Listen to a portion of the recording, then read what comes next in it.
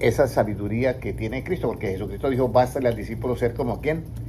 Como su maestro. Bueno, hoy traigo una enseñanza bíblica, pero yo quiero que leamos segunda de Pedro 3:18, porque quiero agregarle algo a lo que dijo el hermano Gilmar. El hermano Gilmar dijo, mire, todos los que creen, Dios les dio potestad a ser hechos hijos de Dios, Juan 1:13, ¿cierto? Luego dijo, tienen que ser, ¿cómo llegamos a ser hijos de Dios? Pues para ser hijos de Dios tenemos que ser engendrados. Primera de Juan 4:15. Luego, tenemos que, ¿qué? Que nacer, Dios nos ha hecho por su buena voluntad nacer de la palabra de verdad, Santiago 1:18. Y luego, ¿cuál otro dijo? No más, ¿cierto? Eso, y 4 más. Ahora, ¿cómo crecemos nosotros? Porque nacemos y el niño tiene que crecer. Segunda de Pedro 3:18, ¿qué dice, hermano Gilmar? ¿Cómo crecemos? Antes bien, creced en la gracia y el conocimiento de nuestro Señor y Salvador Jesucristo. A Él sea gloria ahora y hasta el día de la eternidad. Amén. Entonces, ¿debemos de crecer en qué, hermano Francisco? Sin leer. La gracia. ¿En qué más? En el gracia y conocimiento de nuestro Señor Jesucristo. ¿Y cómo crecemos nosotros espiritualmente? En el conocimiento del Señor Jesucristo que está dentro de la gracia precisamente. Entonces yo quiero crecer, ya yo he sido engendrado por el Evangelio, ya nací de nuevo, ya por la palabra de verdad he nacido, pero tengo que crecer. ¿En qué? En el conocimiento de ¿quién? De nuestro Señor Jesucristo. ¿Por qué es importante crecer en el conocimiento de nuestro Señor Jesucristo en este tiempo? Sería la pregunta, ¿por qué es importante? Uno dice, bueno, ¿y yo para qué tanto conocimiento de Jesucristo? ¿Para qué? ¿Por qué tanto conocimiento? Uno diría. Alguien me hizo una pregunta una vez, había un muchacho, y el muchacho hacía unas preguntas que los hermanos decían, pero ¿usted por qué pregunta eso? Pero el muchacho era un filósofo, pero nadie lo miraba así. Él me hacía una pregunta, dijo, ¿por qué Jesucristo para darnos salvación tuvo que ser Cristo de morir en la cruz y no otra persona? ¿Por qué tenía que morir? Claro, él quería saber. Y todos, pero hermanos, pues porque era el único que tenía que morir, pero nadie le decía el por qué. Y entonces preguntaba y le decían, pero ¿usted para qué pregunta eso? Le dije, a ver, contéstele uno de ustedes la pregunta. No, pues le tenía que, pero dele el por qué. Cristo tenía que morir en la cruz del Calvario porque era de acuerdo a qué? A la justicia. Por cuanto todos pecaron, fueron destituidos de la gloria de Dios, y el que pecare, ¿qué? Morirá. Cristo hecho todo nuestro pecado, pues tenía que morir. Por eso Él murió por nosotros. Eso es de acuerdo a la justicia. Ahora, hoy quiero decirles a ustedes de por qué yo debo de tener el conocimiento de Jesucristo. Porque es para crecer, ¿sí, hermano José? Debo crecer en la gracia y en el conocimiento de Jesucristo. ¿Por qué yo debo de crecer en el conocimiento de Jesucristo? Y está en Juan 14:3. Juan 14:3. Evangelio según San Juan 14:3. Si lo tiene el hermano John, que lo lea, o el hermano Francisco, o el hermano Gilma, que lo encuentre primero, por favor. ¿Qué nos dice? Y si me fuere y os preparare el lugar, vendré otra vez y os tomaré a mí mismo, para que donde yo estoy, vosotros también estéis. Ahí está. Y os tomaré ¿a quién, hermana Alma? Lo que leyó, a mí mismo, no dice a vosotros. La única manera de tomarse a sí mismo es porque yo he crecido en el conocimiento de quién, de Jesucristo, y tengo la mente de quién, de Cristo. ¿Qué es tener la mente de Cristo? Sería la pregunta. Tener la mente de Cristo es cuando yo vaya a hablar de mi propio punto de vista, no lo dé. Cuando yo vaya a hablar acerca de las cosas de Dios, que yo dé el punto de vista de quién, de Jesucristo. Eso es tener el punto de vista de Cristo. Y aquí es donde comienza muchas cosas a funcionar regularmente. Yo hablaba con algunas personas y alguien me dijo algo y yo le pregunté, cuando usted pensó darme la respuesta, ¿usted pensó en las palabras de Cristo? Para nada. Y algo más, si las pasamos por la tinta roja, están por fuera. Y todos nosotros los cristianos decimos muchas cosas cuando hablamos de la palabra de Dios que no están ni incluso en las palabras de Cristo. Entonces aquí, ¿cómo yo crezco? Yo solamente puedo crecer en el conocimiento de quién, de Jesucristo y en su gracia. Ahora, ¿por qué es necesario que nosotros crezcamos en el conocimiento de Jesucristo? Para poderle servir. Todo tiene una razón, porque si yo no tengo conocimiento, ¿cómo yo voy a servirle a Él? O como dice Cristo, porque vuestro trabajo en el Señor no es en vano, ¿cómo voy a trabajar? Si el hermano John me dice, hermano Henry, venga para acá que quiero que usted trabaje conmigo, ok, yo voy para allá. Me dice, mire, encárguese, arregle esto y todo eso, y no me enseña. ¿Usted cree que yo puedo terminar el trabajo bien hecho? No lo hago. Y primero, si no tengo las herramientas, otro problema. Una vez se dañó un screen y tenía yo que meter un tornillo. Y yo con un destornillador tratando de meter ese tornillo no entraba ni porque mal le hiciera fuerza. Hasta que se me ocurrió buscar un taladro, por ahí encontré uno, y eso se ve una ¡pah! Las herramientas. Entonces las herramientas tienen que existir también para nosotros hacer el trabajo en el Señor. Pero ¿cuál herramienta? Uno dice, bueno, hermano Henry, está la homilética, la hermenéutica y esto. Para los misterios no. Para los misterios no. Dice, el Señor mismo de espíritu de qué, de sabiduría y de revelación en el conocimiento de quién, de Jesucristo. Entonces, en el conocimiento de Jesucristo no necesitamos esas herramientas. Necesitamos que Dios nos dé espíritu de sabiduría y de revelación en el conocimiento de Jesucristo para que alumbre qué, hermano Francisco. Para que alumbre qué, hermano José, hermano John. Para que alumbre, hermano, Los ojos del entendimiento. los ojos del entendimiento. Eso está en Efesios 1:18. ¿Oyó? Yo quiero que ustedes crezcan en el conocimiento. Por ello hago esta pregunta para que no se les olvide nada de estas cosas. Ahora, nosotros, Dios nos ha hecho por su buena voluntad nacer de acuerdo a que, hermano Francisco, lo que decía él, de acuerdo a que hemos nosotros nacido. Dice, y él de su buena voluntad nos hizo nacer por gracia, por la palabra de verdad. Y fuimos engendrados ¿por qué? ¿Por medio de qué? Espíritu Santo. Del Evangelio. Y el Espíritu Santo desde el punto de vista, ¿qué es lo que dice Cristo? Y recibiréis poder cuando haya venido sobre vosotros, ¿qué? El Espíritu Santo. Por eso tener la mente de Cristo para mí es muy fundamental, porque cuando Él venga por su pueblo, Él dice, vendré a vosotros y os tomaré ¿a quién? A mí mismo. ¿Para qué nos toma el Señor? Dice, vendré a vosotros y os tomaré a mí mismo. ¿Para qué, hermano Gilmar? Para que donde yo estoy, vosotros también, ¿qué? Muy importante eso. Ahora, vamos a mirar, y siendo la enseñanza de hoy es, cómo yo soy un instrumento útil para el útil para el Señor y para toda buena obra. Cómo yo soy un instrumento útil para el Señor. ¿Sí? Porque Dios te quiere usar a ti y Dios me quiere usar a mí. Y yo voy a una conferencia donde están unos tigres ahí para hablar duros, abogados y defendiendo el ateísmo o el socialismo o el progresismo o el ateísmo, y entonces Dios me quiere usar, pero resulta que el instrumento no está diseñado todavía bien para eso. Entonces aquí es donde yo quiero que ustedes entren y miren cómo tenemos nosotros que ser un instrumento útil para el Señor. ¿Qué debería de hacerse con un instrumento de trabajo para que quede primero limpio? Usted no ha conocido muchos trabajadores que usan la herramienta, pero nunca la lavan después del trabajo, ¿cierto? Después, para volver a usar un rolo que no se lava, ¿se puede usar? No se puede usar, exactamente. Entonces nosotros tenemos que tener una limpieza en nosotros para que Dios nos pueda usar. Porque si nosotros no tenemos una limpieza, Dios no nos puede usar. O sea, Dios dice muy claro, dice, Dios toma a un hombre y lo limpia con su palabra. Por eso a los apóstoles Él les dice una frase, Juan 15:3. Dice, ya vosotros estáis limpios por la palabra que yo os he hablado. Y por eso es que a ellos les dice, ir por todo el mundo y predicar el evangelio a toda criatura.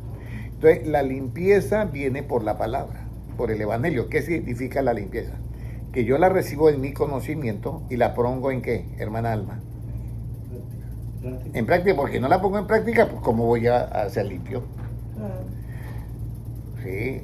Ahora, eso es no, que solamente yo creo y ya soy limpio. No, te tiene que ponerla en práctica.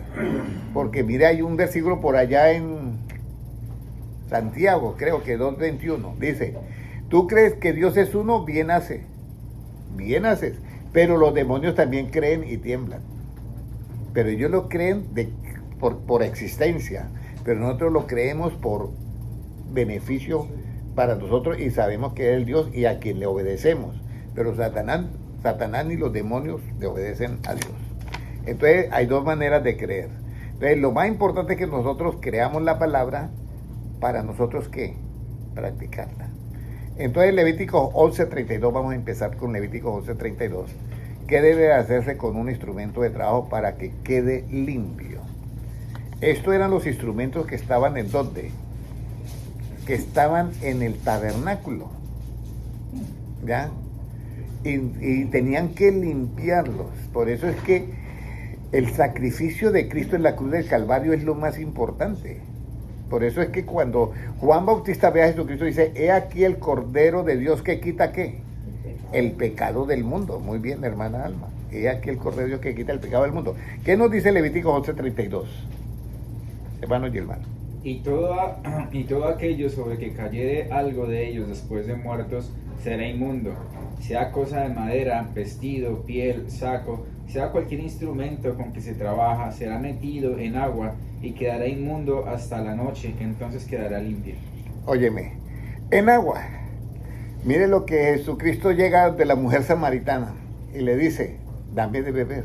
Dice, ¿usted no sabe que entre judíos y samaritanos no nos tratamos? Dice, si usted conociera el don de Dios, dice Cristo, el regalo de Dios, tú me pedirías que le diera agua. Si supieras el regalo que tengo. Y yo te daría agua viva, que de su interior correrían ríos de agua viva, dice, para vida eterna. Y entonces dice, Señor, usted no tiene cómo sacar el agua. ¿De dónde va a sacar usted el agua viva? De bueno, y si tiene, dame esa agua para que yo nunca vuelva a tener sed.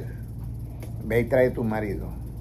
Y de ahí, cuando dice ve y trae tu marido, dice ya, no tengo marido. Y de ahí comienza el agua viva, que la va a limpiar a ella. Le dice, verdad has dicho, porque 5 maridos has tenido y ahora el que tiene tampoco es tu marido. Entonces él comienza a decirle, mire, el agua que yo doy, lo que yo predico siempre es que la persona tiene que decir ¿qué? La verdad en todo tiempo. Porque cuando la persona dice la verdad, hay ausencia de ¿qué, hermano John? De la mentira. Y entonces, al haber ausencia de la mentira, ya no hay maldad. Pero al haber la verdad en uno, el efecto de la verdad es el bien. Por eso es que Pablo llega a una conclusión muy hermosa y dice, realmente toda la ley se resume en ¿cuál? En amarás a tu prójimo como a quién. Como a ti mismo. Porque el que ama no hace daño a nadie. Y es verdad. Lo que pasa es que hoy en día confundieron el amor. El amor de Dios es el que no hace mal a nadie. Siempre y cuando usted lo practica. ¿Ya? Pero el amor terrenal, el relativo, ese sí hace mal a muchas personas. El amor relativo sí. Le hace mal a muchas personas. Le hace mal a la línea de la LGTB, mucho mal. Por eso el discurso de odio realmente no es de los que decimos la verdad. El discurso de odio son los que apoyan a estas personas. Porque yo no podría, si yo veo que John va con un carro manejando por una carretera y sé que 10 kilómetros adelante la carretera está que se hunde y se va a un abismo de 1000 metros, que ya es muerte segura, y yo le digo, John, ¿usted por qué? Yo voy aquí, este es mi camino, esta es mi vida, esto, y yo le digo, John, siga, diga, y yo sé que va para la muerte. Yo que apoyo eso, yo soy el que estoy dándole un discurso de odio, porque no lo aprecio, lo odio. Y eso es lo que están haciendo hoy en día con la LGTB. Todos los que apoyan todas estas ideas Ellos son los que tienen el discurso de odio. Por eso es muy importante que aprendamos a hablar. Porque así de esa manera, ¿cómo así que nosotros? Si ustedes son los que tienen, porque si usted viera en el final para dónde van, yo se los puedo decir para dónde van. ¿Para dónde van, hermano Gilmar? Para El infierno. Eso lo sabe todo el mundo. Pero nosotros estamos diciéndole con amor, mira, está Cristo, que dijo, venid a mí todos los que tengan trabajos y cargados y tengan problemas, y yo os haré ¿qué? Descansar. Nosotros le estamos dando el verdadero discurso de amor. Eso hay que entenderlo. Y tenemos que hablarlo claramente. Nosotros siempre daremos el discurso de amor. ¿Qué es el Evangelio? Un discurso de amor, de misericordia, de compasión. Entonces ya sabemos que las palabras de Cristo, Él dice, yo soy el agua que viva, y también se refiere al Espíritu Santo. ¿Quién lava nuestra maldad y quién limpia nuestro pecado, hermano José? Salmo 51:2, ¿qué nos dice? Salmo 51:2.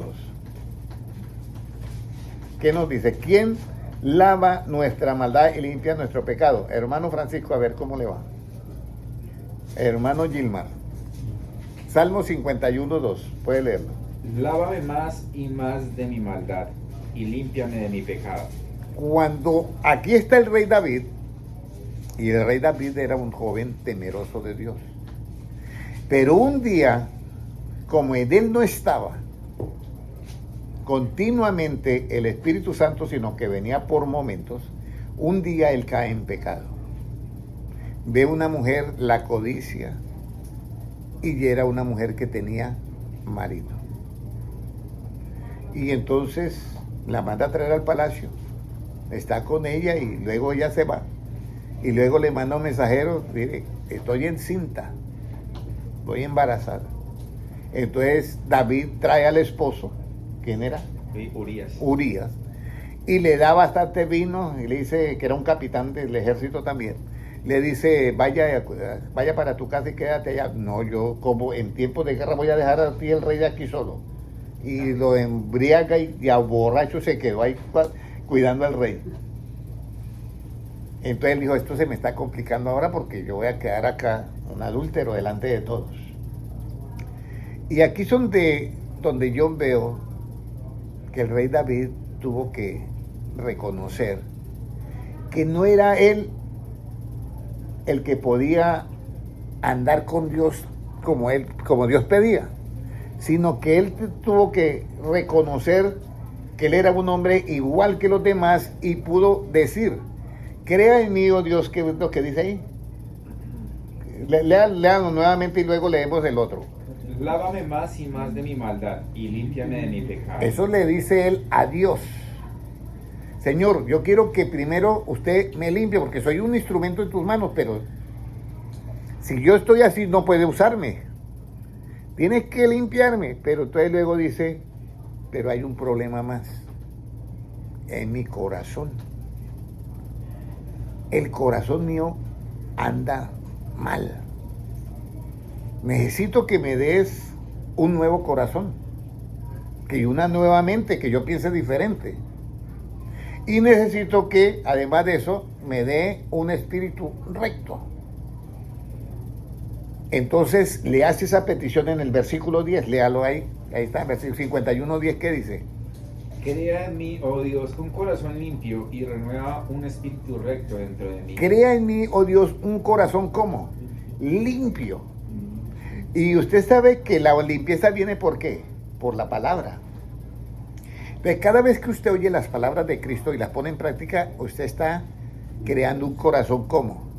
Limpio. Por eso por allá en Jeremías dice, y yo les daré un nuevo corazón y un nuevo espíritu. Le dice Dios a Jeremías. Entonces cada vez que yo leo la Biblia, me está limpiando mi corazón, porque ya tengo mi mente. Yo ya anoche un mensaje que decía el predicador, decía, ¿usted puede amenazar a un muerto? ¿Qué dice hermano John? da risa, porque usted puede a un muerto decir, o te levanto o te doy 5 tiros. ¿Usted cree que el muerto se inmuta? Cierto que no sirve para nada. Le puede dar los 5 tiros y sigue ahí muerto.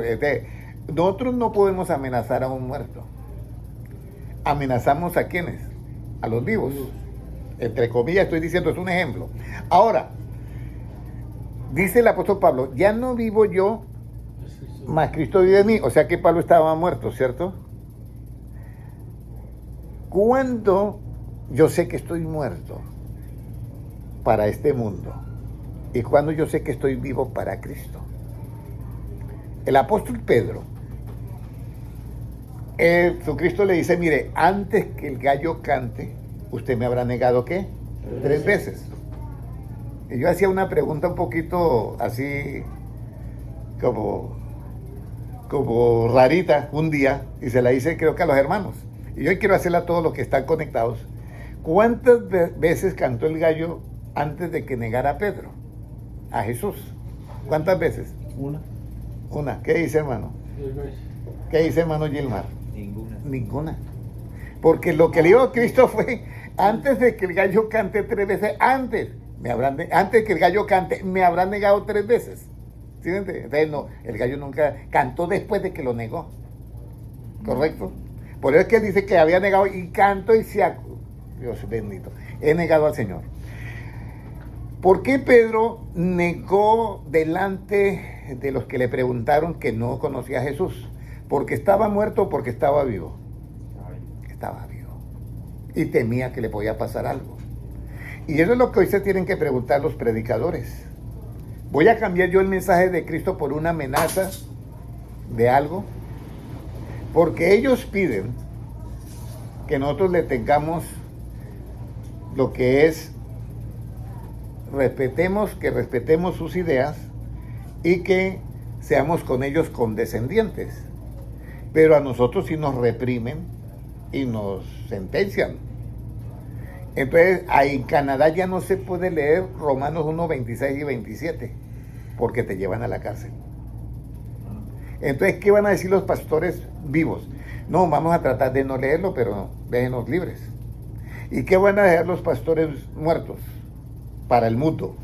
Van a decir, yo sigo predicando lo que sea. Si ustedes me quieren. Entonces, aquí es donde nosotros tenemos que entender también que nosotros debemos de tener un conocimiento muy grande para despreciar hasta nuestra propia vida. Por eso hay un versículo que yo leía, porque aquel que ama su vida, ¿qué? La perderá, y el que la pierde por causa de mí, ¿qué? La hallará. Eso está en la Biblia, y lo dice Cristo. Entonces, este es el momento en que yo les voy a decir algo. El mensaje de Jesucristo es una maestría que usted va a recibir. Y permítame que yo le robe esa palabra a usted, pero está muy bien hecha. Jesucristo es el único que realmente puede darnos a nosotros una maestría en el conocimiento. Ahora viene algo más.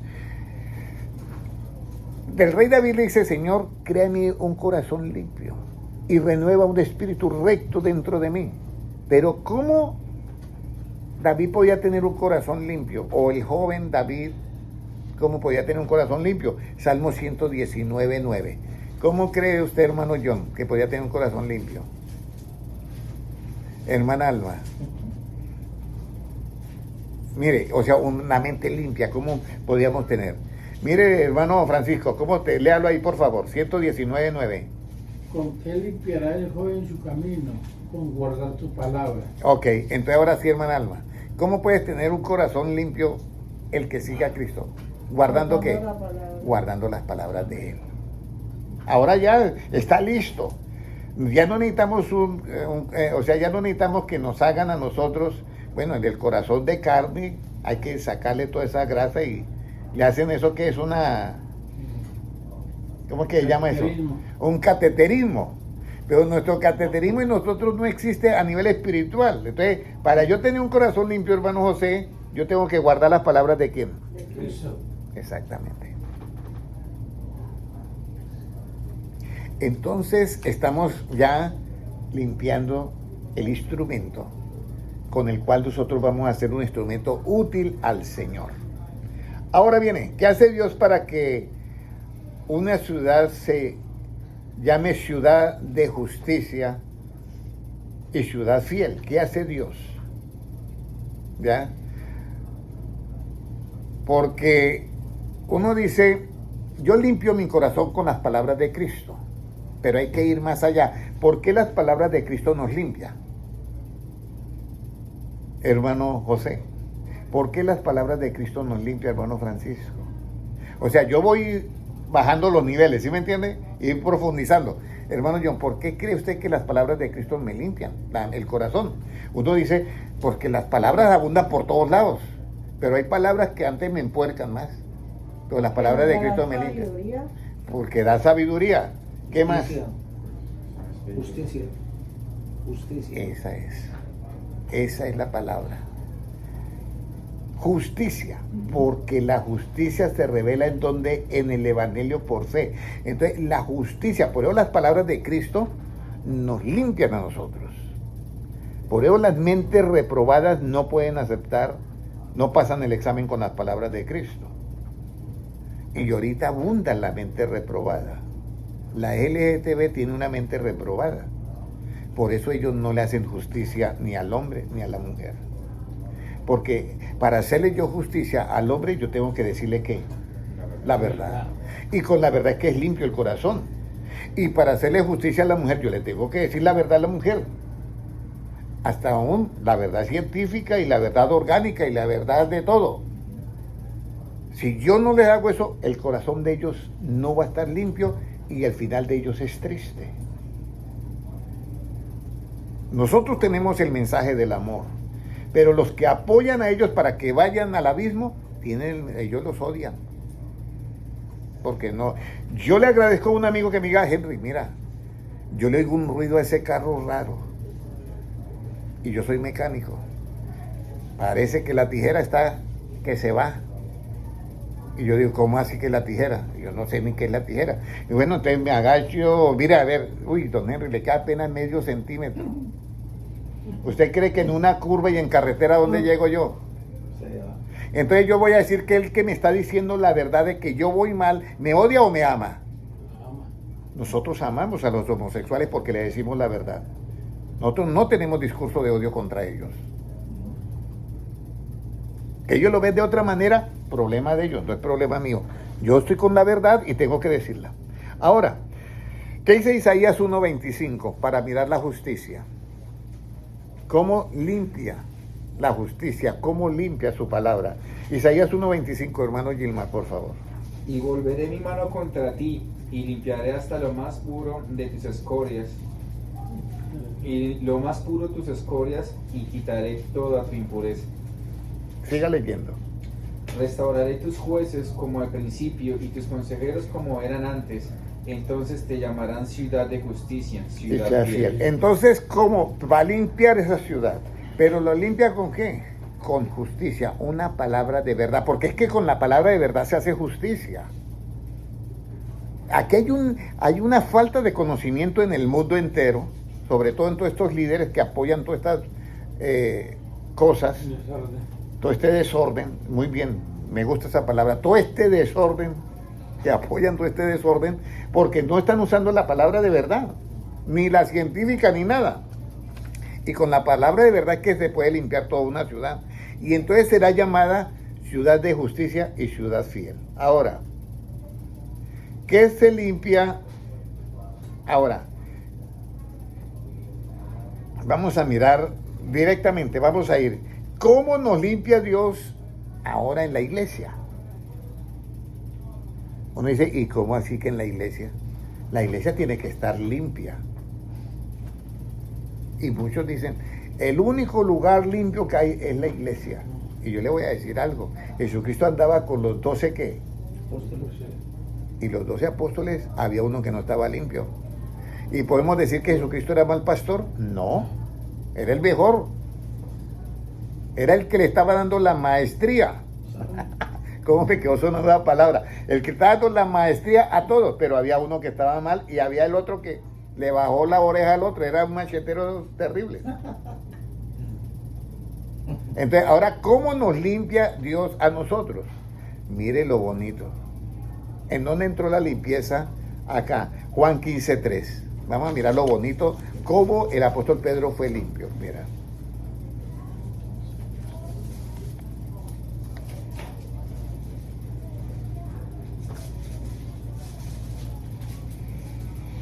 Puede leerlo, hermano Gilmar. Ya vosotros estáis limpios por la palabra que os he hablado. Ok. Uno dice, bueno, ¿y cuál fue la palabra que Cristo le habló a Pedro para estar limpio? Porque Pedro estaba convencido, en su mente, requete convencido que no iba a negar a quién. A Cristo. No, Señor, si me toca dar la vida la doy, pero yo no te niego. Y Jesucristo le dio una palabra, vea, antes que el gallo cante, usted me habrá negado 3 veces. Y cuando el gallo cantó se acordó y lo había negado exactamente 3 veces. ¿Y qué hizo? Dice que lloró, ¿qué? Se puso triste. Triste, muy triste, y lloró amargamente. ¿Y sé qué? Estaba ¿qué? Arrepentido. Entonces en ese momento él reconoció y las palabras de Cristo le calaron tanto que lo limpiaron, porque de ahí en adelante, ¿dónde se oye que Pedro negó a Jesús nuevamente? A Pedro lo mataron por predicar el evangelio. Y ya le dijeron, mira, te vamos a matar. No me importa, no me interesa, porque para mí el vivir es Cristo y el morir es ganancia. Yo ya sé lo que tengo. Pedro, ¿por qué lo negó? Lo negó porque en él todavía no había descendido ¿qué? El Espíritu Santo.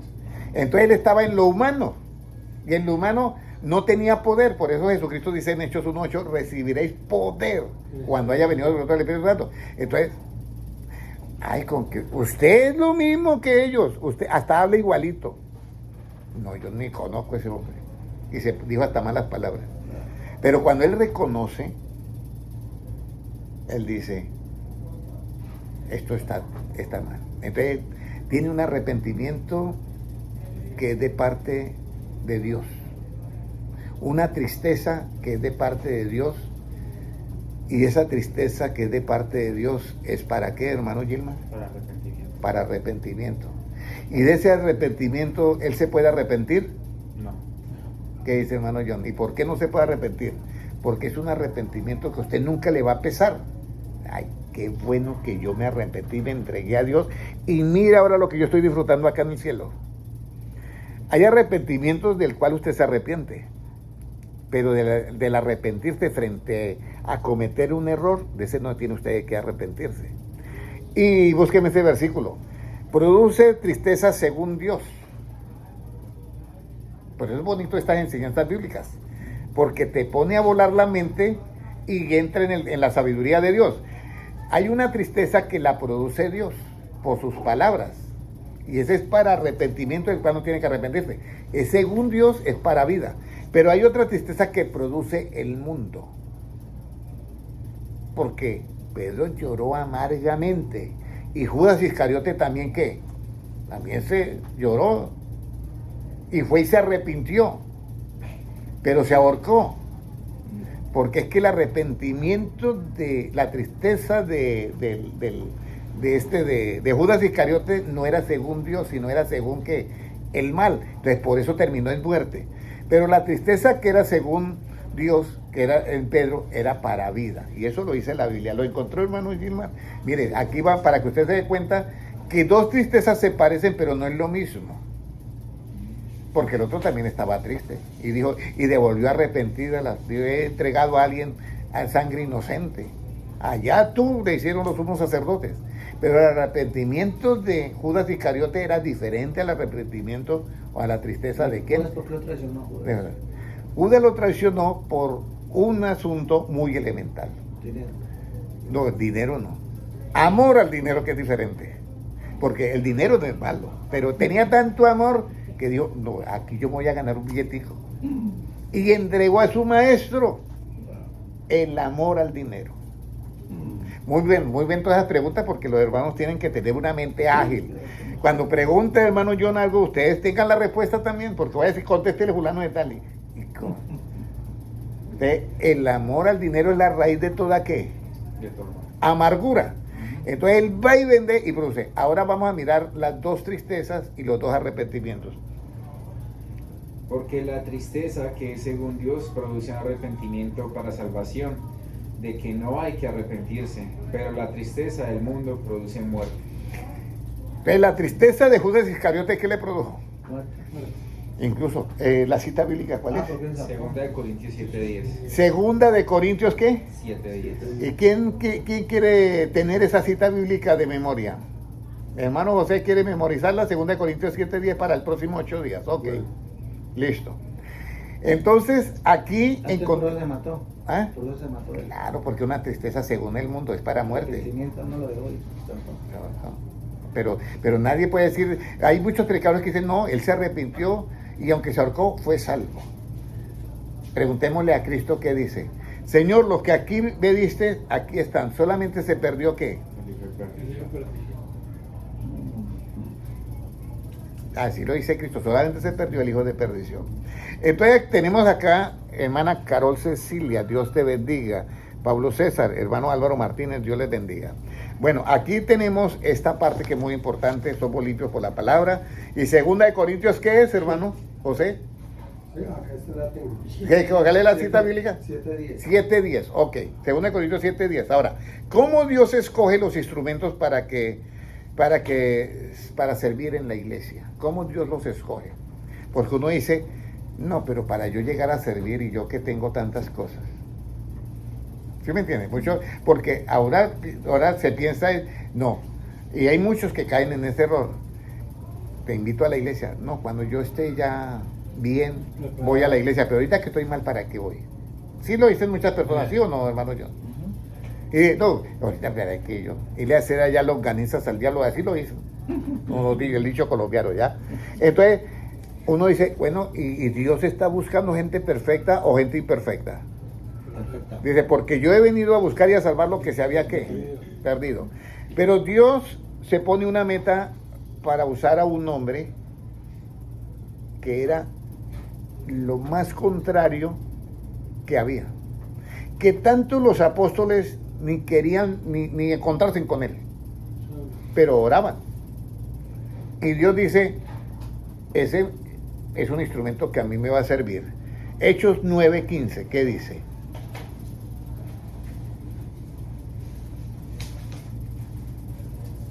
Hechos 9:15. Ya no me quedó funcionando solamente Facebook. El Señor le dijo, Ajá, sí, diga. el Señor le dijo, ve, porque instrumento escogido me es este, para llevar mi nombre en presencia de los gentiles y de reyes y de los hijos de Israel. Ve, porque instrumento me es escogido es que para que lleve el qué. Para llevar mi nombre en presencia de los gentiles y de reyes y de los hijos de Israel. Oye, lleve mi nombre. Por eso en Hechos 4 dice, porque no hay otro nombre debajo del cielo dado a los hombres que podamos ser ¿qué? Salvos. Eso es lo que dice. Porque no hay otro nombre. Dice, y el que cree en mí, aunque esté muerto, ¿qué? Vivirá. Por eso ese otro problemita que hay también y que ustedes se van a enfrentar algún día en alguna conferencia. Llegan y lo invitan a donde ellos, donde están los islámicos, donde están los de Buda, donde están todas estas religiones. Y hay muchos que van a esas reuniones, pastores, y dicen, lo importante es que todos creemos en un Dios. ¿Usted en qué? Yo creo en Buda. Ah, muy bien. ¿Y usted? Yo creo en Allah. Y eso todos creemos en Dios. ¿Y usted qué va a decir? ¿Creemos todos igual? No. La Biblia es clara, dice, no hay otro nombre, ni Buda, ni Alá. No hay otro nombre en que podamos ser salvos. ¿Ya? ¿Debajo de qué? Debajo del cielo. Dado a los hombres, en que podamos ser salvos. Entonces, si no hay otro nombre fuera de Jesucristo, traducido en todos los idiomas, eso sí, pero Alá no se refieren a Jesucristo, Buda no se refiere a Jesucristo, son salvos. Porque no hay otro nombre debajo del cielo dado a los hombres que podamos ser ¿qué? Salvos. ¿Para qué le decimos mentira? Le estamos dando un mensaje de odio.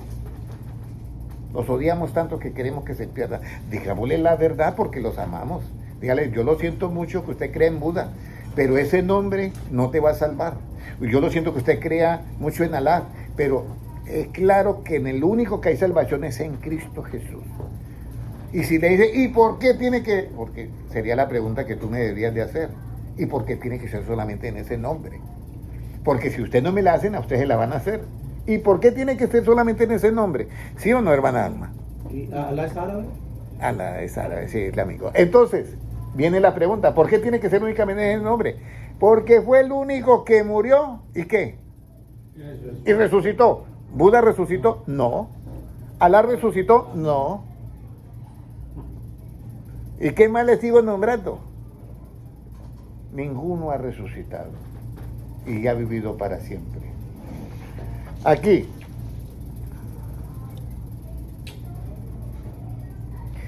Alá. Cuando ellos gritan en asunto de guerra, dicen, Alá es más que Dios. Ellos gritan así, Alá es más que Dios en la guerra.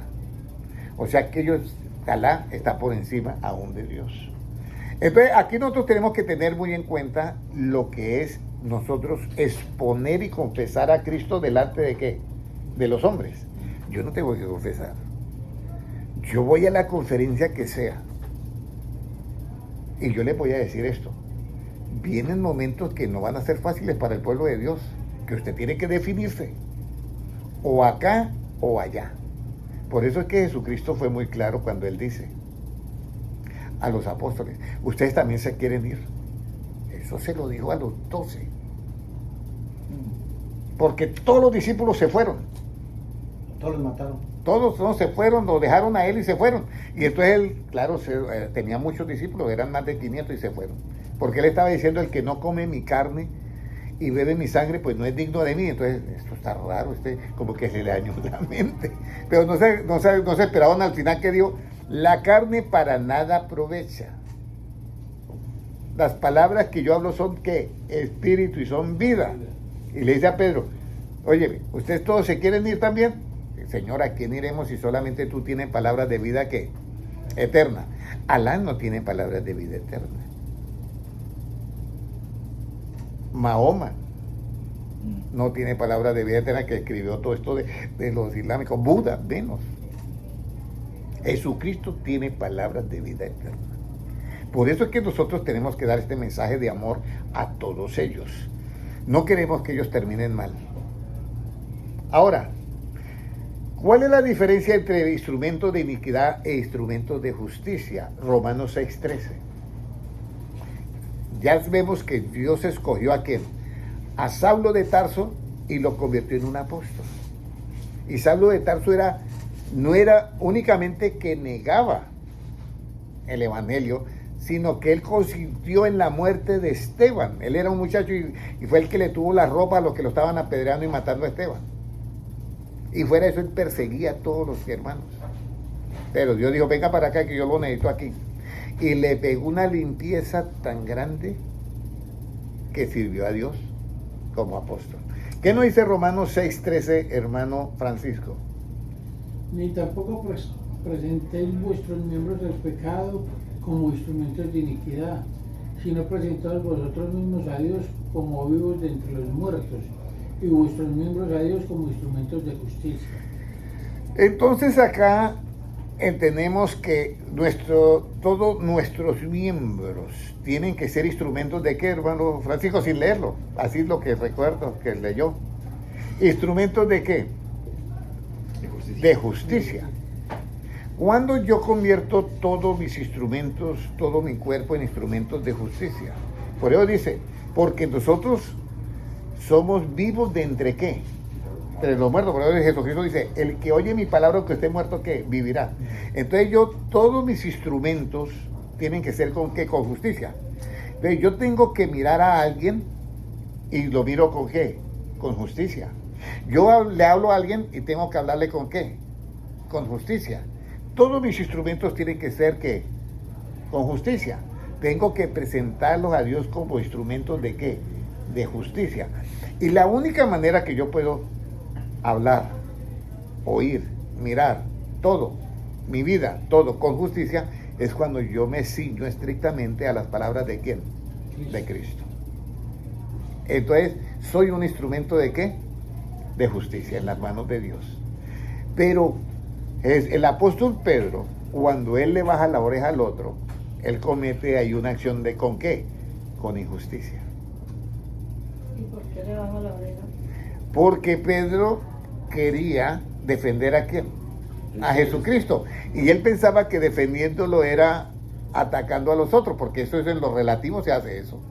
Si usted ve que alguien va a atacar a John, usted sale a defenderlo, ¿sí?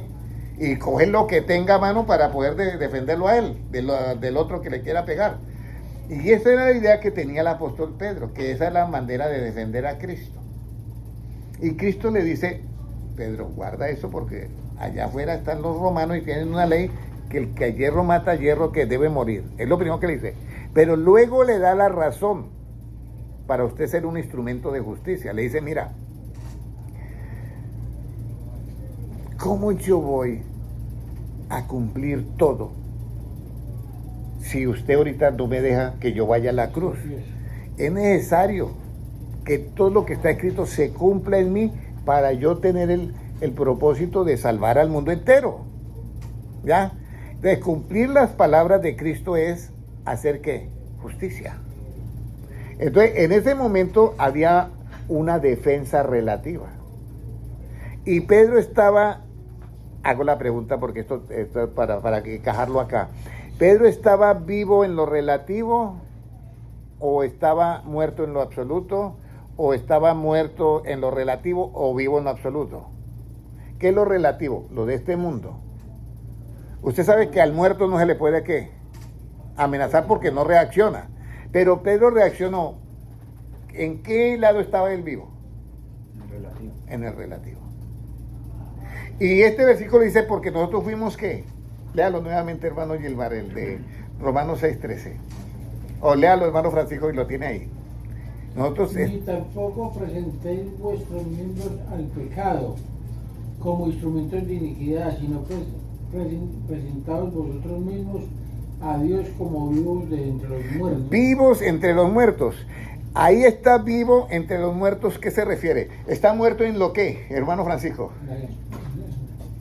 Lo relativo. Muy bien. ¿Y está vivo en lo absoluto? En lo absoluto. Entonces, en lo relativo tiene que estar muerto y vivo en lo absoluto, para que los instrumentos, sea un instrumento de qué? De justicia. Ya usted entendió eso y me alegro por usted. Antes por eso le volvió la oreja. Porque él estaba vivo en lo relativo todavía y reaccionó. Porque un muerto no reacciona. Pero si él estuviera vivo en lo absoluto y muerto en lo relativo, habría actuado como Cristo. Entonces, Que delante de sus trasquiladores... ¿le no- volvió la oreja entonces al oficial? Claro, Cristo le hizo de una vez, le devolvió el bien por mal, vamos a decirlo así. Pero Cristo por eso, él no hablaba. Lo llevaron como oveja, eso está ahí profetizado. Delante de sus trasquiladores no abrió su boca. Eso es estar muerto. Lo amenazaban y él reaccionaba. Incluso le dice a Pedro, Pedro, ¿acaso yo no puedo pedir ahorita 12 legiones de ángeles? Esto no es nada para mí, pero ¿cómo se cumplirían las escrituras? Cuando usted muere, cuando usted muere, cuando ustedes mueren, cuando yo muero, cuando yo cumplo las escrituras. Y al morir, entonces vivo en lo absoluto. Y al vivir en lo absoluto voy a ser un instrumento ¿de qué? De justicia. De justicia. Entonces, por eso nosotros tenemos que dar un mensaje contundente. Pero si yo no tengo el mensaje contundente, yo me doblo ante cualquier conferencia. Y entonces, no, aquí en medio de todo esto, aquí nos matan. Había un hombre que aceptó a Cristo y era mexicano. Yo lo conocí a él. Era más bien bajito de estatura. Pero él dijo, yo vuelvo a México a predicar el evangelio. Y se fue a predicar allá. Y habían bajado de la sierra una tribu indígena. Y todos tenían su machete grandote. Y entonces le dijeron, pastor, tenemos allá una iglesia pequeña, pero el cura no ha vuelto. ¿Usted quiere ir con nosotros y darnos? Claro, yo voy. ¿Y para cuándo? No, ahora mismo, para que nos haga ya una misa. Ahora mismo, sí. Y él les miraba el machete, Dios mío. Bueno, pues se fue con ellos. Y por el camino él decía, pero ¿qué les predico a ellos? Y había un pensamiento de, predícales sobre la idolatría. Dios, Señor, idolatría. Esta gente me puede matar. Y entonces Dios, no, yo voy a prepararles un mensaje del amor. Entonces estaba entre vivo y ¿qué? Y muerto. Entonces tenía miedo y al mismo, bueno, y llegó allá y creí que eso era idolatría, y cuando le abren la capilla eso lleno de ídolos. Y yo que yo a predicar de los ídolos. Entonces comienza él, bueno, voy a hablarles porque de tal manera amó Dios al mundo, y comenzó a predicar y él da el testimonio. Digo, y hermano, yo no sé qué me pasaba, yo tenía agilidad para predicar, pero ese día no podía yo cuadrar el mensaje. Y volví otra vez, predícale sobre la idolatría. Pero, Señor, ¿cómo le voy a predicar? Mire, todos armados. Entonces, digo, bueno, alguien me puede ayudar y traen esa virgen y pónganla acá. Dice, me iluminó así. Bueno, yo me dice que pico de los tres. Y trajeron la virgen y él quedó como a la altura de la virgen, de yeso. Y comenzó a hablarle al oído a la virgen. Virgen, ¿me oyes? Y todos mirándolo, todos los indígenas mirándolo. Virgen, ¿me oyes? Y llevaba como un minuto, Señor, usted me pone acá, yo estoy aquí en ridículo. Hasta que de pronto uno por allá dijo, ella no te puede oír. ¿Quién lo dijo? Yo. Él lo dijo que no te puede oír. Él lo dijo, no lo he dicho yo. Lo dice también la palabra de Dios. Tenía todavía miedo. Lo dice la palabra de Dios, Salmo 115. Tienen boca y no hablan. Tienen oídos y no oyen, tienen ojos y no ven. Y semejantes son a ellos los que confían en Él y los que lo cargan. Tienen manos y no palpan, tienen pies y no andan. Y se fue. Pero lo dice la Biblia y lo dijo él, porque le daba miedo. A los 8 días vino. Todos los ídolos lo habían sacado de esa capilla y los habían roto afuera. No te detengas. ¿Usted quiere ser un instrumento útil para el Señor?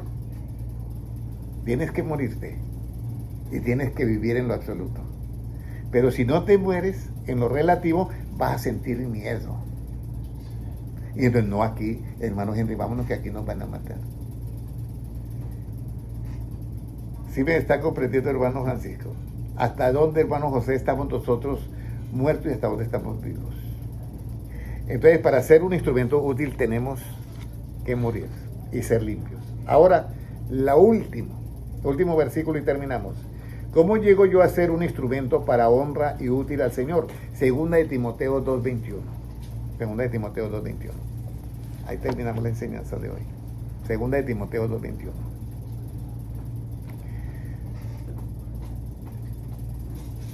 ¿Qué nos dice? Así que si alguno se limpia de estas cosas, será instrumento para honra, santificado, útil al Señor y dispuesto para si alguno se limpia de estas cosas, ¿será qué? Instrumento. Útil al Señor, ¿y qué más? Instrumento para honra, santificado. Bueno, lea como el 15 o el 16. ¿De qué cosas se tiene que limpiar? Mire lo que dice la Biblia. 16. Más evita.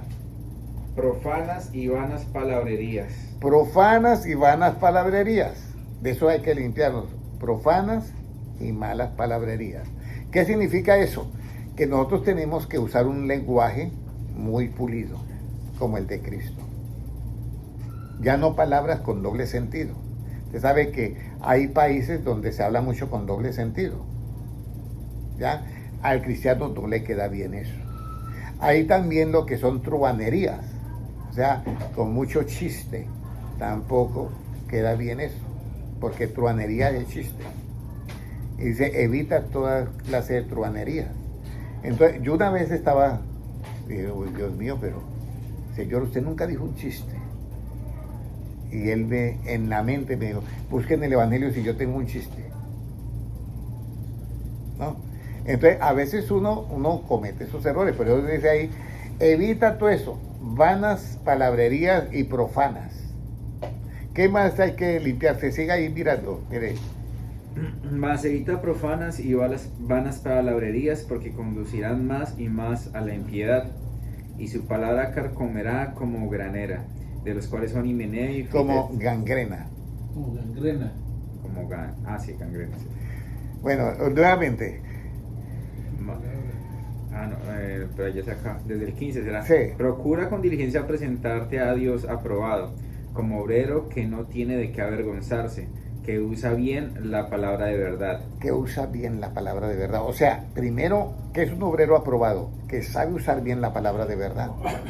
Pero cuando no la usa, no, es reprobado. Y luego tiene que evitar todo eso, porque si no, eso consume como la gangrena. Imagínense, ¿qué produce la gangrena? Muerte. Entonces, eso es lo que está diciendo realmente el apóstol Pablo a su discípulo Timoteo. ¿Qué más sigue diciendo ahí del gangrena? ¿Qué pasa? Que usa bien la palabra de verdad, mas evita profanas y vanas palabrerías, porque conducirán más y más a la impiedad. Siga leyendo hasta el 21. Y su palabra comerá como gangrena, de los cuales son Himeneo y Fileto, que se desviaron de la verdad, diciendo que la resurrección ya se efectuó, y trastornan la fe de algunos. Pero el fundamento de Dios está firme, teniendo este sello: conoce el Señor a los que son suyos, y apártese de iniquidad todo aquel que invoca el nombre de Cristo. Pero en una casa grande no solamente hay utensilios de oro y de plata, sino también de madera y de barro, y unos son para usos honrosos y otros para usos viles. Así que si alguno se limpia de estas cosas, será instrumento para honra, santificado, útil al Señor y dispuesto para toda buena obra. Ahí está. Entonces, ¿cuántos de nosotros queremos ser instrumentos útiles para el Señor y para toda buena obra? ¿Qué dice hermano Francisco? ¿Queremos serlo? ¿Qué dice hermano José? ¿Qué dice hermana Alma? ¿Queremos serlo? Todos creo que queremos serlo. El asunto es que no podemos confiar en quién. En nosotros. Tenemos que confiar en quién. Cristo. En Cristo. Es el problema, porque miren lo que le pasó a Pedrito. Y Pedro fue uno de los apóstoles que fue muy grande, que yo no le llego, vamos a decir, a la medida que él tiene. Porque Pedro fue el único que negó a Cristo, pero fue el único que caminó sobre las aguas, igual que Jesús. Pedro fue el único que fue también con Jacobo y Juan y vio la transfiguración de Jesús. Entonces, hermanos, aquí es donde está cómo yo me meto a ser un instrumento útil para el Señor y para toda buena obra. Cuando yo me limpio de todas estas cosas. Entonces, pues, al estar limpio de todas esas profanas, palabrería, de todo eso, de doctrinas que dicen, no, ya la resurrección ya pasó, todo eso, y yo me limpio de todo eso, estoy listo para atacar eso, precisamente, y hacer libre a muchas personas más. Pero si yo no estoy limpio, ¿cómo yo voy a hacer limpio al que no está limpio? Voy a poner un ejemplo. A mí me dan un antídoto para matar una gripa o para matar una bacteria, y yo no me lo tomo, y yo tengo la bacteria, y digo, no, este antídoto no sirve para nada, y no lo he usado. Y llega otro que tiene la misma bacteria y yo le quiero quitar la bacteria. ¿Sí me entiende? Y estoy rechazando lo que me puede quitar la bacteria. ¿Cómo yo voy a limpiar al otro? O sea, ¿cómo le voy a dar al otro el beneficio? Lo mismo pasa. Quedémonos con las palabras de nuestro Señor Jesucristo, que son espíritu y son vida. Quedémonos con las palabras de Jesucristo, que es verdad. Practiquémoslas y que toda nuestra manera de hablar sea con justicia y sea con verdad. Por eso Isaías 42:19, ¿qué dice? Hermano Francisco, dice lo siguiente: ¿quién como mi siervo? Escúcheme bien cómo dice: ¿quién como mi siervo que es sordo, aunque todo que es ciego, aunque todo lo ve? ¿Por amor a qué? A la justicia. A la justicia. Entonces, yo llego y saludo a un homosexual, le doy un abrazo. Soy ciego, pero veo todo. ¿Por amor a qué soy ciego yo? A la justicia. Entonces tengo el mensaje lleno de justicia para él. Veo la lesbiana, tengo el mensaje lleno de justicia para ella. Y cuando a usted le hacen justicia, hermana Alma, ¿qué siente usted? Está en un problema terrible y le han acusado de algo terrible y el juez le hizo justicia. ¿Usted qué siente después de la sentencia?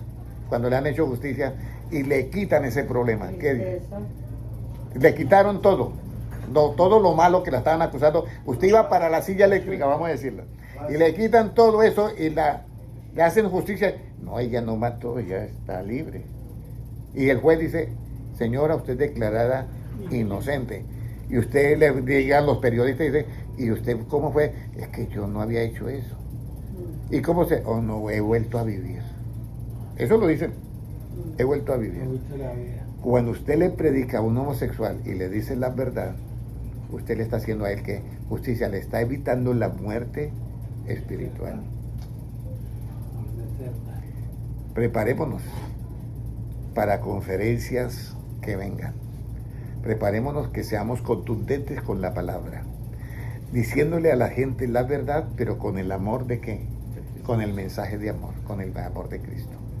Si te dicen a ti, tú tienes un mensaje de odio y no nos reciben otros, no, usted está equivocado.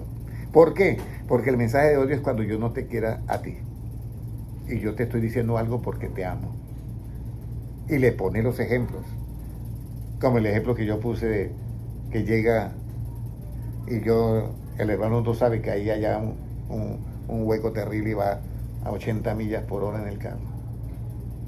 Porque lo amo, le aviso. Pero si no le amo, no, siga que esa es tu vida. La vida loca, siga la vida loca. No. Ahí va bien. Ahí va bien. No, tenemos que decirle la verdad y el mundo no va bien. El mundo va muy mal. Y el mensaje de Cristo es el único que lo puede salvar.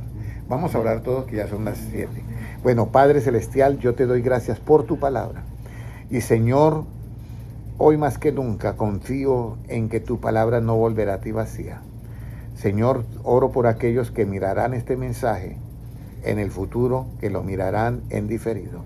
Oro por ellos, Señor, para que les dé usted la oportunidad de que tengan las lámparas encendidas, Señor, y puedan así entrar a la boda del Cordero. Y si no, también que logren encenderlas nuevamente y que esperen a que el Señor regrese de las bodas, porque así está escrito también en la palabra. Padre Celestial, te doy gracias por tu palabra, porque ese es nuestro alimento espiritual. Y gracias, Señor, por darme cada día esa semilla para sembrar y ese pan para comer. Porque tuyo es el reino, el poder y la gloria por los siglos de los siglos. Amén. Un abrazo y un saludo para todos los hermanos, Pablo César, Carol, Cecilia, Álvaro Martínez y el hermano Ospino. Dios le bendiga grandemente. Para los hermanos que mirarán en diferido en YouTube, Dios les bendiga grandemente.